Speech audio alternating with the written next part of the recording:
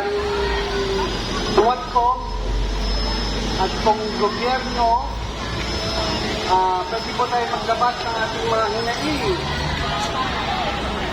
Kasi, freedom of speech, ito karapatan po namin salita.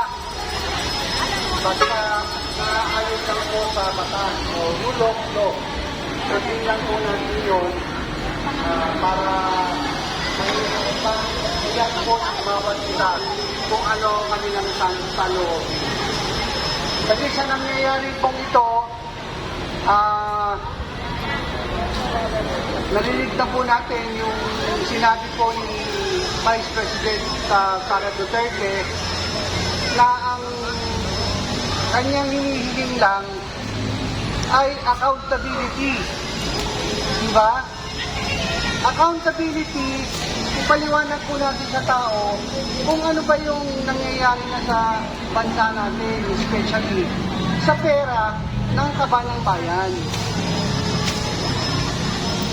Pangalawa, yung pong drug test. Kanya hinihiling po, magkaroon po tayo ng drug test sa mga nakaupo o sinagano ng gobyerno, magsimula po sa taas, sa Presidente, Vice President, Senate President, lahat po ng Senador, Speaker, lahat po ng Congressman, at pababa po yun. Dahil yan naman po ay naayon sa batas. So, yun lang po ang hinihiling po ng ating Vice President na pantay-pantay naman po yan. Wala naman pong pinagbabawal po doon. Ang sa kanya lang, ilabas po natin kung tayo po ay hindi gumagamit, wala po tayo dapat ikatakot. Diba po? Anybody pwedeng magpa-drug test. Diba po? Tama po ba? So yun po yung hinihiling po ng ating Vice President dahil sa nangyayaring ito, di umano, diba, na lumalabas po yan, na ang sinasabi nila ay si President BBM daw ay gumagamit. So, bilang mamamayang Pilipino, gusto nating malaman kung ano po yung katotohanan sa mga nakapwesto dahil sila po yung halal ng bayan. Sila po ang hinalal po natin. So, ang sa atin po rito, kaya tayo nagsasama-sama dahil nararamdaman na po natin na may mga pagkukulang o may mga dapat gawin ang gobyerno bago po tayo mag-imbestiga kay VP Sara sa confidential fund. Dahil lahat naman po yan ay may confidential fund. Even si BBM, si President Marcos, meron siyang confidential fund. So, tayo po bilang mamamayang Pilipino, hinihiling po natin ang lahat po ng nakaupo sa gobyerno, magkaroon po ng accountability. Kung gusto po natin buksan ang confidential fund, pati po sa ating presidente, dapat meron din. Sa Senate, sa mga senador, sa mga congressman, ihayag po natin. Huwag po nating i-single out lang dahil sa Duterte. Di ba po? Yun po ba yung tama nating terminology na accountability? Magpa-drug test po lahat, simula sa presidente pababa. O, kung sino po yung talagang nagda-drugs, at taong bayan po ang maghuhusga nito. So, yun lang po. Kasi may kanya-kanya tayong hinaing, lalo na sa mga kababayan po natin na nagpunta po sa iba't ibang lugar. Meron po tayong kasamaan dito na taga Davao, from Davao. Meron po ba tayong pwedeng magsalita na from Davao? Ang pinaka-tahimik, pinaka-safe na lugar sa buong Pilipinas at sa buong mundo, isa sa pinaka-safe at malinis na lugar na inayos po ni former President Rodrigo Roa Duterte. Any persons po from Davao na magsasalita po? Sir. Si Kuya. Kuya. Kasi si Kuya. Oo. Si Yusek Ben Ranky po ang magsasalita po ngayon.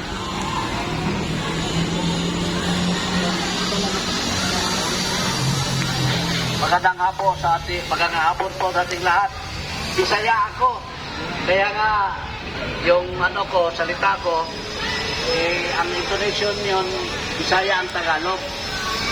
Katulad ni BP Sara. Di ba si Presidente Digong Bisaya din? Si BP Sara Bisaya din. Yung mga pananalita ng Bisaya, iba. Kaya nga minsan, pagdating sa interpretasyon sa Tagalog, akala nila iba na. Sa amin ang langgam lumilipad. Sa inyo, nagkakapang pa. Kaya nabibigyan ng ating mga salita. Di ba? Kaya nga, huwag tayong magalit kung magwala si Presidente Digong noon. At saka ngayon, bakit si Inday na misinterpret nila si BP Sara? Doon sa kanyang sinasabi na rip daw yung kanyang pananalita nung sinabi niya na patayin yung tatlo. Ang totoo, kami mga Bisaya, pag nagagalit kami dahil may papatay sa amin, respakan din namin at patayin ko rin kayo. Ganun lang yun. Diba? Kasi narinig ni Bibi Sara na may gustong papatay sa kanya para siya maalis at maka-replace yung papatay sa kanya siguro. Diba? So sabi niya, kung papatayin niyo ako, papatayin ko rin kayong tatlo. Yun lang yun. Red ba yan? Expression yun. Yun ang narrative. Expression. Kayo nga mga Tagalog, mahinig na putang ina kayo. Papatayin ko kayo. Diba? Ganon tayo eh. Kahit kayo sige. Birahin mo ako, patayin mo ako, papatayin din kita. Pero yun na nga, paano mo siya mapapatay kung ikaw ang unang napatay? Yun yung sinabi ni Inday. Sabi nga na sa ibang mga legal expert, ito, anong criminal liability na isang patay? Sige nga, paano kanya papatay na siya ang unang namatay eh? Yun. Ngayon, ginawa nilang isyong malaki. Dahil, isa na din yon sa ginamit nilang rason na mapabagsak, mapaalis nila si BP Sara. At bakit nila babagsakin at paalisin si BP Sara? Ang gusto ni BP Sara, magtrabaho lang muna. Hindi siya namumulitika. Nung pinilit siya tatakbo ka bang presidente, dahil mataas ang rating niya sa survey kung tatakbo sa presidente.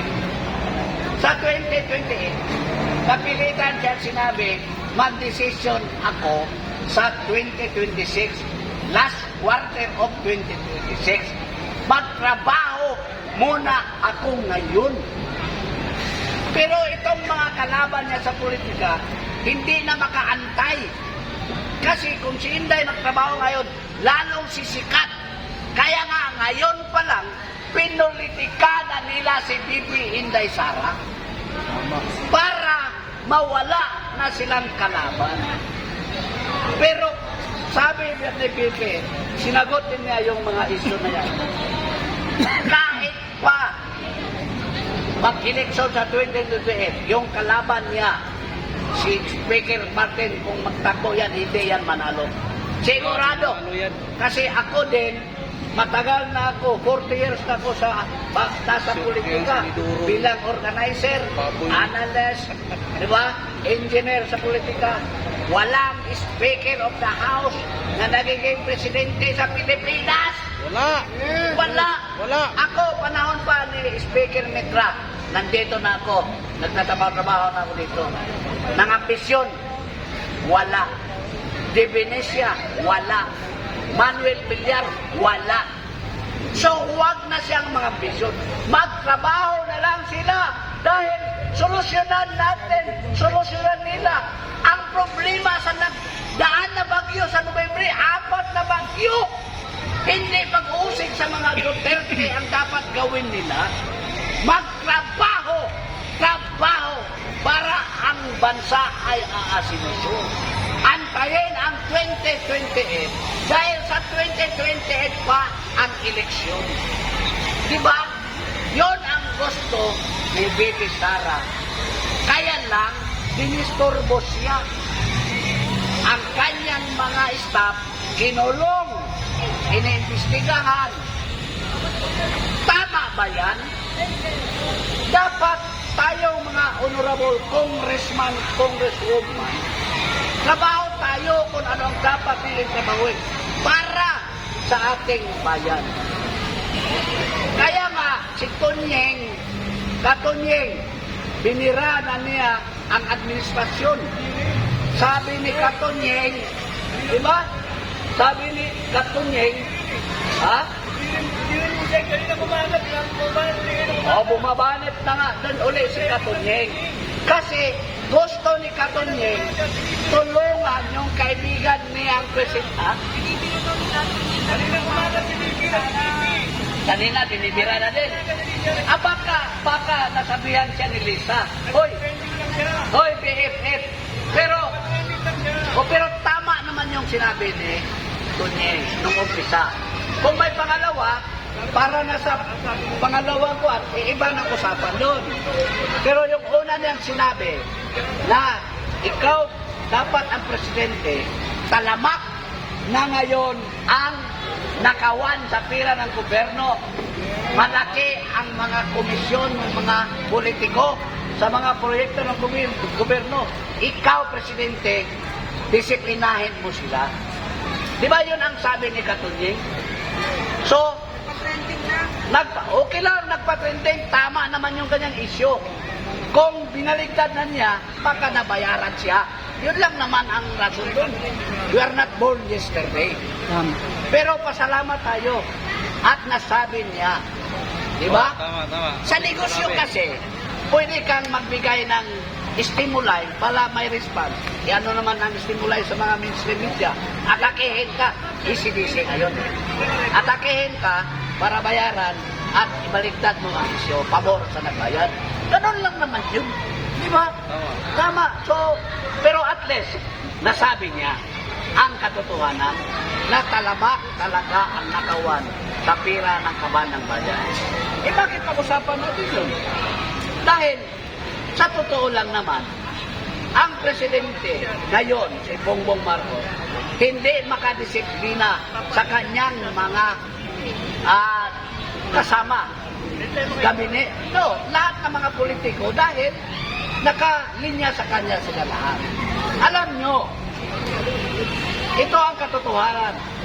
Ang isang politiko, katulad ni Presidente Bongbong Marcos, sino ba ang magkukurap sa kanya? Ang sagot dyan ay una, membro ng pamilya. Diba? Asawa.